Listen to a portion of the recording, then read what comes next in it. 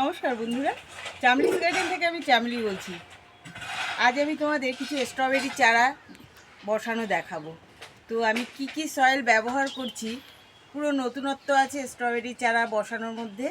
হ্যাঁ, কারণ আমি ওই বাধা ধরা নিয়মে বসাচ্ছি না, একটু অন্যরকমভাবে বসাচ্ছি। তো দেখতে থাকো ভিডিওটি।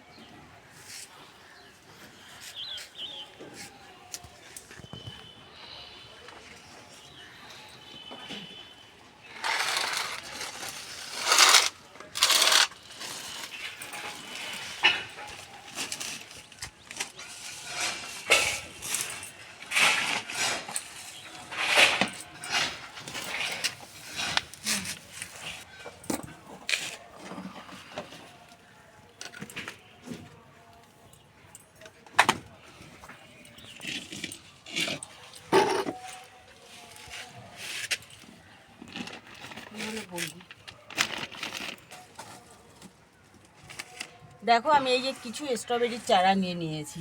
হ্যাঁ, তো এগুলোকে আমি এখন পটিং করব। তো দেখো, এখানে আমি নিয়েছি ইটের গুঁড়ো।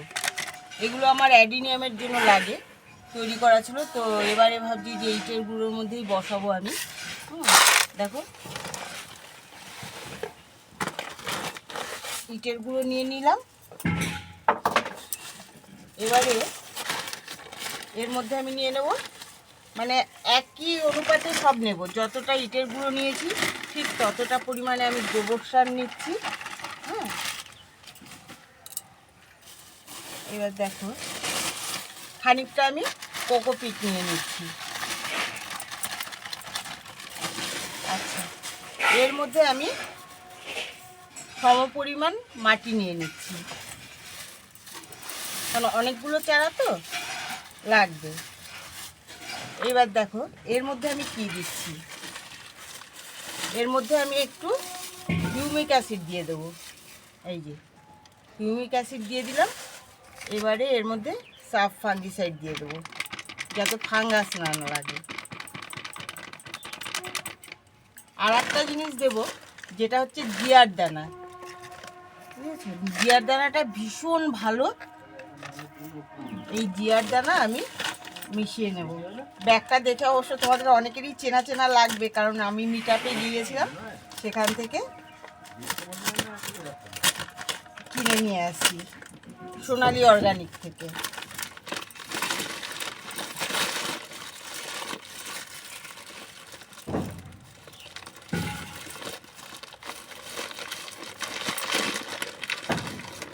এই যে দেখো জিয়ার দানাটা, এদের জিয়ার দানাটা খুব ভালো। আমি প্রত্যেকবারই নিয়ে আসি, যখনই যাই তখনই আমি নিয়ে আসি। মিটাপে গেলেই ওদের ওখান থেকেই জিয়ার দানাটা নিয়ে আসি।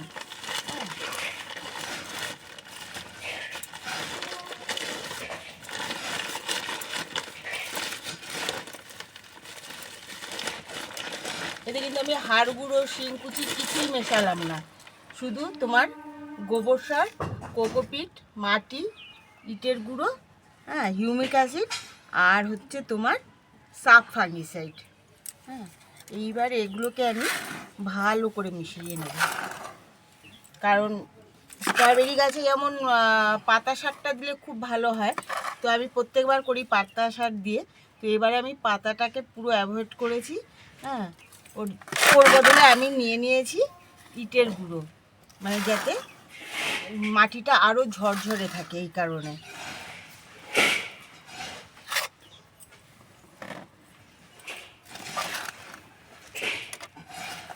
আমি এর আগেও বসিয়েছি স্ট্রবেরি চারা, এই পদ্ধতিতেই বসিয়েছি, দেখলাম এবারেই। তো দেখলাম গাছগুলো ভালোই হয়েছে। তো ভাবলাম এবারে তাহলে এই পদ্ধতিতে একটু বসাই, এবারে দেখি কীরকম কি হয় রেজাল্ট। কারণ কিছু না করলে তো বোঝা যায় না যে কীরকম কি হবে। তবে মনে হয় না খারাপ হবে, কারণ আগের গাছগুলো বেশ ভালোই উঠেছে তরতর করে। দেখো, আমি ভালো করে মিশিয়ে নিচ্ছি। হ্যাঁ, পরে আমি খাবার দেব যখন গাছগুলো একদম ধরে যাবে। হ্যাঁ, তখন আমি খাবার দেব। তবে এবারে আমি সব গাছে, যেই যে আমার এত সুন্দর ফুল গাছগুলো দেখছো, হ্যাঁ, সব গাছে কিন্তু ওই যে পাতা, এই সবজির খোসা, ওই ভাতের মার, প্রতিদিনের ভাতের মার যেটা হয় না, ওর মধ্যে সবজির খোসাগুলো ফেলে দিই একবারে। ওই দুটো মিক্সড করে দেওয়াতে সত্যি এবারে দেখলাম গাছের মানে খুব ভালো রেজাল্ট হয়েছে সমস্ত গাছের। এবারে দেখো আমি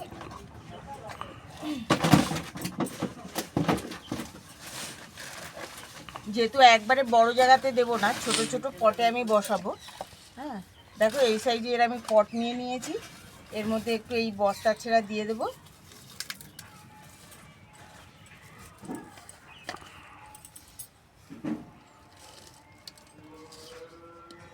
ভাতের মাঠটা না ভীষণ উপকারী, তার সঙ্গে যদি আবার একটু সবজির খোসার জল মিশে, বুঝতে পেরেছো, মানে দারুণ হয় একদম। তো যাই হোক, এবারে ওইভাবেই গাছ বসিয়েছি। সব গাছ আমার মানে সবজি গাছগুলো এত সুন্দর হয়েছে, দেখো কি সুন্দর শিকড় ছেড়েছে এইভাবে।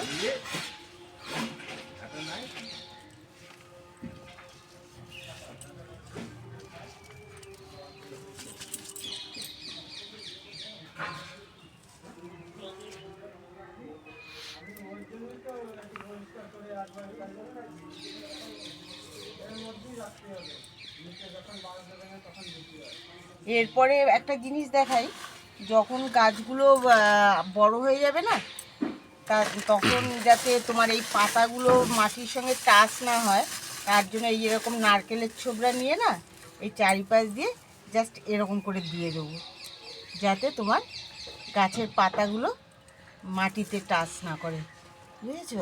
এখন দিতে হবে না, এখন তো সবে ছোট ওরা।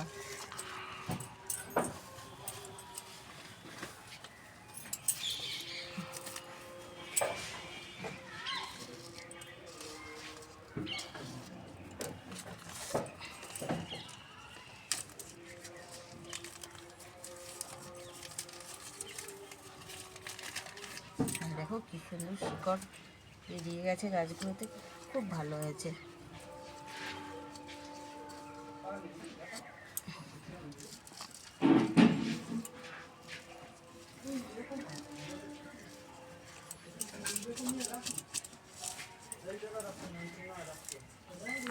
যখন যেরকম যেটুকু সাইজের গাছ হবে পটগুলো কিন্তু সেরকম দেবে, একবারে বড় পট হয়ে গেলে তখন অসুবিধা হয়, মানে গাছের জল বেশি কম হয়ে যায়, তো সেক্ষেত্রে গাছের খুব ডিস্টার্ব হয়। এর জন্য পট যতটুকু থাকবে, আর স্ট্রবেরি গাছে কিন্তু একদম জল খায় না, একদম সামান্য জল দেবে, একদম কড়া রোদে রাখতে হবে স্ট্রবেরি গাছ, অল্প রোদে কিন্তু হবে না।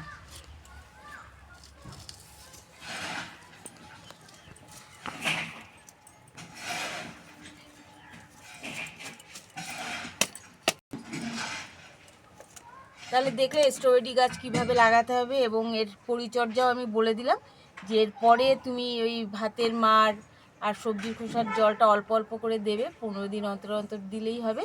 আর গাছের গোড়াটা যাতে এরকম পাতা গাছের গোড়ায় টাচ না করে, এর জন্য এই নারকেলের ছোবড়া দিয়ে দেবে, ঠিক আছে। আর দেখলে তো কী দিয়ে সয়েল তৈরি করলাম, আমার মনে হয় তোমরাও করো, এরকম করলে ভালোই হবে। তাহলে যাই হোক, আজ ভিডিওটি এই অবধি রইল। ভিডিওটি যদি তোমাদের ভালো লাগে প্লিজ লাইক করো, সাবস্ক্রাইব করো এবং অন্যকে দেখার সুযোগ করে দিও। নমস্কার।